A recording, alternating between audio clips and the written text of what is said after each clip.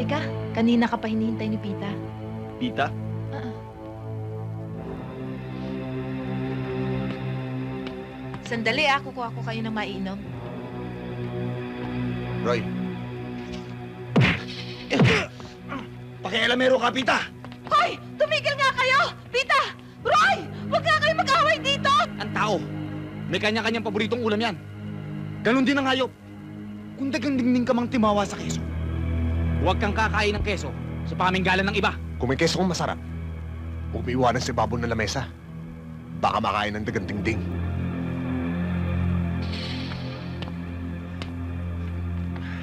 Pita!